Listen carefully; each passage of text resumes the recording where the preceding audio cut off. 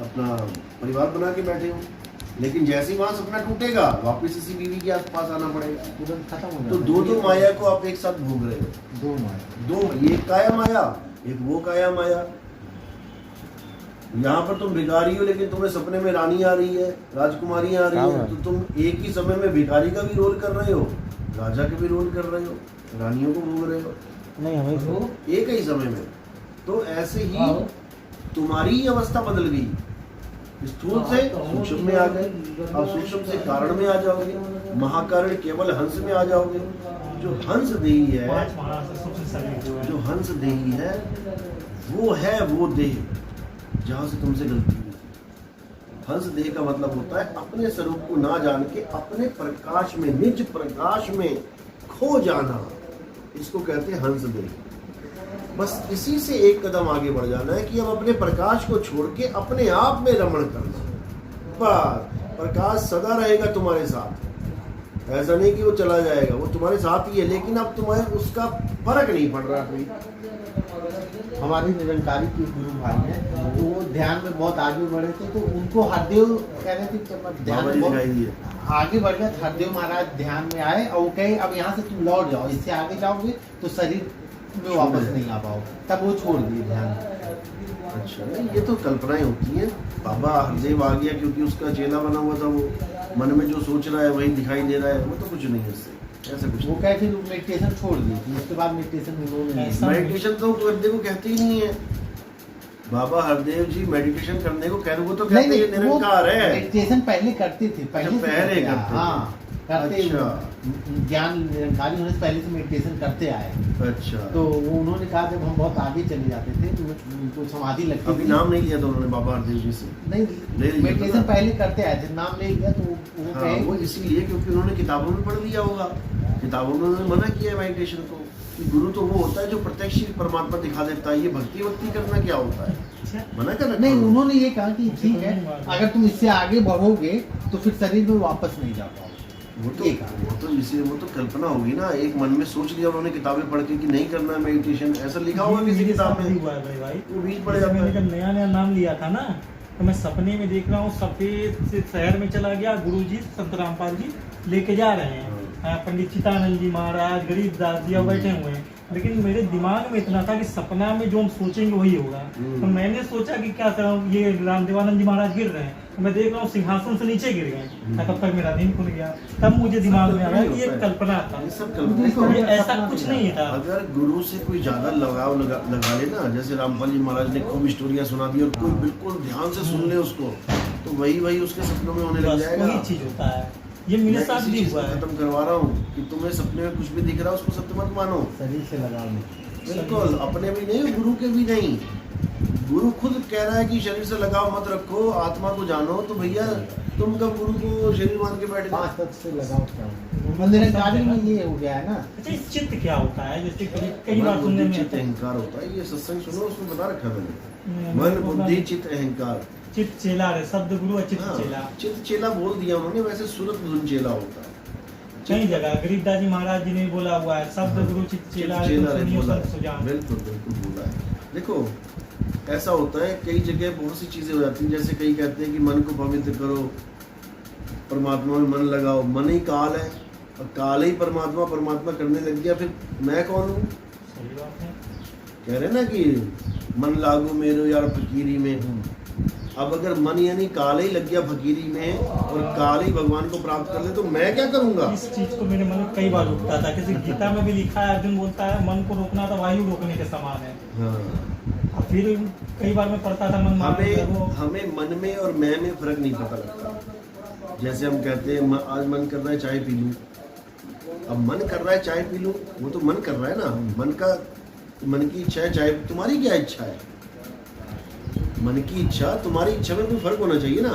मन कर रहा है कि 100 रुपये पड़ा है उठा लूं, पर नहीं मैं नहीं उठाऊंगा। हाँ, ये आत्मा की आवाज। अब यहाँ पर दो हो गए, एक तो मन कर रहा है 100 रुपये उठा लूं और मैं सोच रहा हूँ नहीं उठाऊं, आत्मा की आवाज। तो इन दोनों में फर्क करना पड़ेगा। वाणियों में लिख देते तो को बनाने के लिए कि मन से मतलब मन को ही यूज कर लेंगे, मन लागो मेरो यार फकीरी में, रे मन तू हरी भज रे मन तू, मतलब बोल देते हैं ऐसे ही चित भी यूज कर लेते हैं। चित यूज करते हैं सुरत के लिए, शब्द गुरु चित चेला। असल में क्या है, शब्द गुरु सुरत धुन चेला।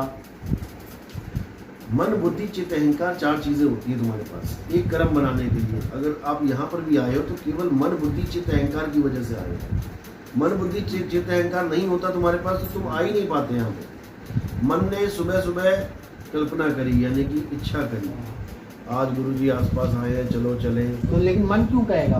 मन तो काल है, वो कहेगा मत कह रहे हैं ना। मन क्यों कह रहे हैं?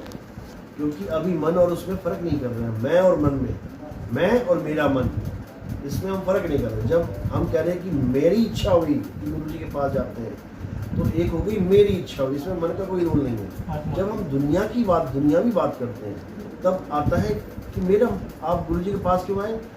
मेरा मन कर रहा था कि गुरुजी पास आए इसलिए मैं आ गया। दुनियावी बात, असल में मन नहीं कर रहा था, तुम्हारी इच्छा थी। मन तो कह रहा था आज तो संडे है, आज तो बहुत काम है, आज तो मैंने वहाँ जाना है, आज ट्यूसडे है, आज थर्सडे है, ग्राहक आएगा, ये होगा वो होगा। तो मेरे साथ हो रहा था, दुकान अकेले छोड़ के आए हैं। यही, लेकिन तुमने मन की बात को ना मान के अपनी बात उसके ऊपर रख दी कि मैंने जाना है तो जाना है, जो मर्जी बोल।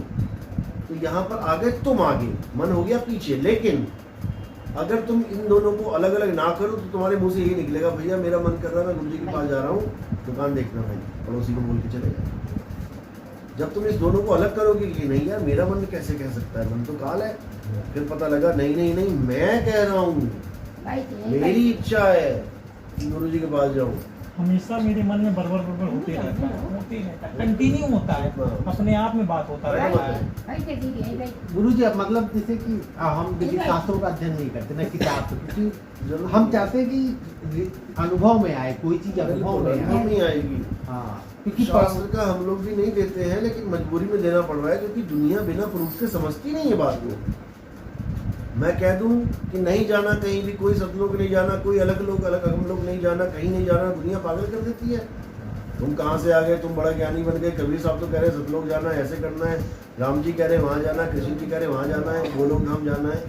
अब भैया कुछ तो प्रूफ रखना पड़ेगा ना सामने। नहीं वो अलग, जितने साधारण बोल रहा हूँ मैं कि जैसे मैं अब अभी तक का जो है कि चाहता हूँ रियलाइजेशन हो, कोई चीज अनुभव में आए, होगा अनुभव में आए। जो तुम्हें अनुभव ज्ञान मुझे दिया जा रहा है, किताब का अनुभवी कोई ज्ञान चीज है। नहीं चाहिए। किताब का ज्ञान तो तुम्हें दिया ही नहीं जा नहीं, रहा। जैसे कोई पढ़ने का मैं नहीं पढ़ता हूँ, कोई किताब ही नहीं पढ़ता। अगर तुम्हें किताब का ज्ञान नहीं चाहिए तो बहुत अच्छी बात है, लेकिन जो मेरे सत्संग में किताब का ज्ञान दिया जा रहा है वो केवल उन लोगों के लिए दिया जा रहा है जो प्रूफ मांगते हैं। तुमने मुंह जबानी बोल दिया मेरे चाचा जी अपनी जमीन मेरे नाम कर गए, ये रियलाइजेशन है, ये तुम्हारे साथ आप बीती है। लेकिन वो कहेंगे अरे भाई तेरे जैसे 36 घूमते हैं, कागज दिखा, समझ रहे हो, ये तुम्हारे साथ आप बीती है कि चाचा ने बोला मैंने सुना, कागज की क्या जरूरत है। लेकिन भाई दुनिया कागज मांगती है।